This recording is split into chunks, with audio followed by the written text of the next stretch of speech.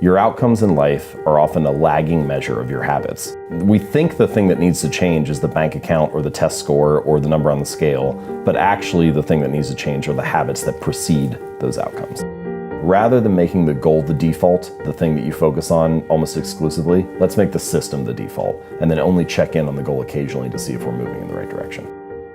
Achieving a goal only changes your life for the moment. It's actually not the thing that you're looking for. We think the results are the thing that needs to change, but it's actually the process behind the results. Like, if you have a messy room, let's say your bedroom is a mess, and you set a goal to clean that room, you can get motivated and do it for 2 or 3 hours, and then you turn around and you have a clean room for now. If you don't change the messy habits that led to a dirty room in the first place, then you turn around 2 weeks later and you have a messy room again. And so actually you don't need a clean room, you need better cleaning habits, and then your room will always be clean.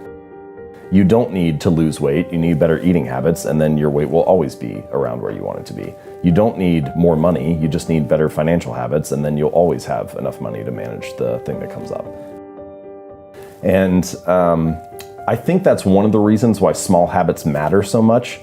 They don't necessarily transform your life overnight, right away. Like, doing one push-up does not transform your body, but it does cast a vote for being the type of person who doesn't miss workouts.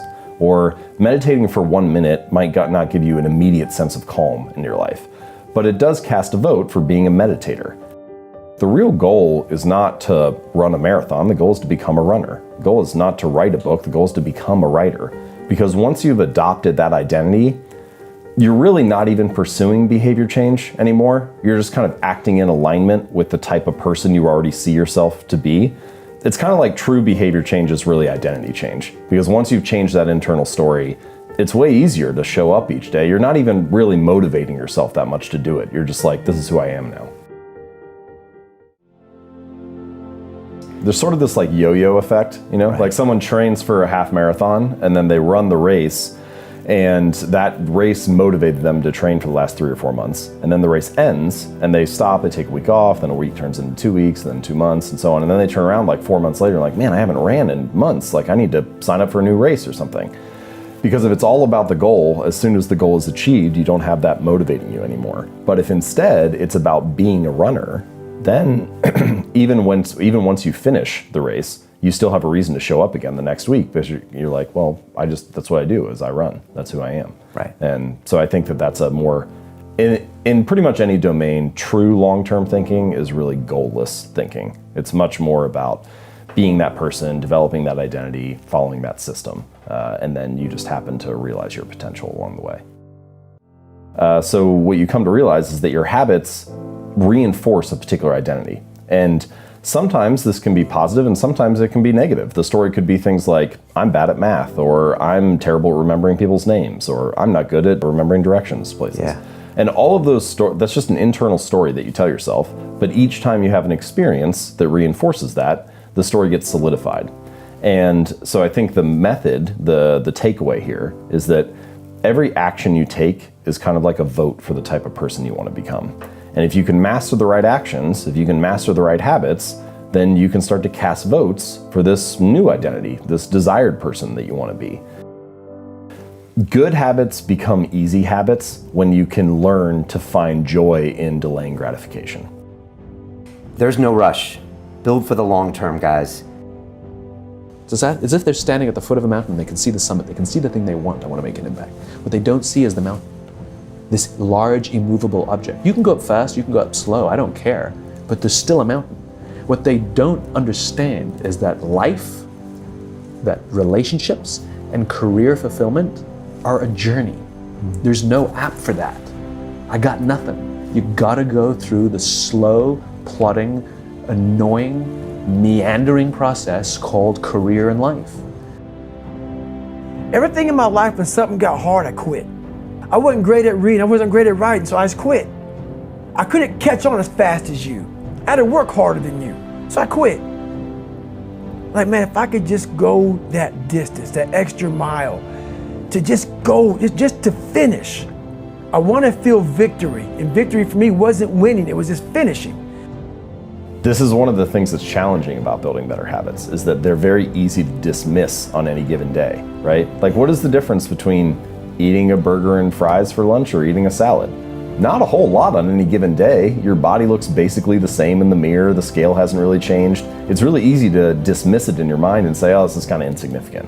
But you turn around 2 or 5 or 10 years later and you realize, oh wow, those daily choices really did add up. It's just much harder to see on a granular basis. The cost of your good habits is in the present, and the cost of your bad habits is in the future. And the fact that we prioritize the present over the future ends up making a lot of habit change difficult for that reason.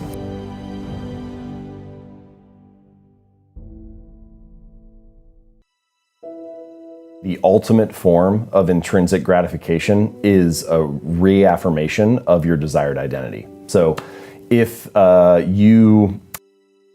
your desired identity is, I'm the type of person who doesn't miss workouts, or I'm an athlete, every time you're doing a squat, literally you can be in the middle of the rep and you're already getting gratified because you're acting in alignment with the type of person you want to be. It's like, oh, I just did that rep, I didn't miss this workout. That feels good. Now, I do think it takes a little while to get to that point where that actually feels like you. You can imagine somebody goes to the gym for the first week or the first month. They don't quite identify that way yet because they haven't spent enough time there. Stephen Pressfield, I think it's in the War Bard, he has a piece where he talks about a wolf and how the wolf develops a territory, right? Okay. But the only way that it develops a territory is by being there, by walking around the terrain every day. And then it starts to feel like, this is mine, this is my home. And he talks about writers doing that by you make the chair and the computer and the desk in your office your territory, it becomes your terrain. And I think that is true for most habits too. Like when you walk into the gym for the first time, you feel very uncertain. It's not your territory. You don't feel like it's your terrain. But once you show up again for a week or a month or a year, at some point you cross this invisible threshold where it starts to feel like, yeah, this is for me, or I belong. And that, I think, once you've crossed that stage, it becomes more likely that you can get that kind of reaffirmation of your identity and start to instantly feel gratified. But there are other things that you can do in the short term to feel more gratified while you're working on those habits. So here's just one little tactic. Let's say that you're either trying to work out or build a habit of meditating or something. And so each time you do your habit of meditating for 5 minutes, you have this little jar of marbles, and you got 100 marbles in there, and 90 are red and 10 are blue. And after each instance of your habit, you walk over and you pull a marble out of the jar. And if you pull out one of the 90, then nothing happens. It's just pat on the back, good job, you did what you're supposed to. But if you pull out one of the 10, then you get some kind of reward that's exciting to you. Maybe you get to watch Netflix for an hour and not feel guilty, or go for a walk outside, or take a bubble bath, or buy yourself a new jacket, whatever it is, something that feels rewarding. And what you just did was you introduced an element of immediate gratification and of surprise and delight to the whole process. And so, yeah, that first week when you're meditating, you still might not identify as a meditator, or you still might not have a sense of calm wash over your life. But you have this other interesting thing that is rewarding right away that maybe gets you to stick with it while you're waiting for those long-term rewards to accumulate. Well, so we do have, and this definitely plays an important role in habits, we do have a bias toward the present. And that makes sense, right? That example I gave about finding a berry bush, 100 meters away. Well, you should, in fact, go get the food that's close by and not the food that's on the other side of the mountain, because that just makes logical sense. You'd rather have it now, especially when we were not in modern society, right? For 99.999% of human history, we're just trying to survive like every other animal. And so, you should prioritize immediate food, immediate shelter, immediate water, immediate safety. And in fact, our brains are wired to do that. But modern society is a whole different ballgame, because we have all these things that actually you should prioritize delayed outcomes. So you go to college now and then you graduate in 4 years. You save for retirement today and then you retire decades from now. You show up at work this week and then you get a paycheck in a month.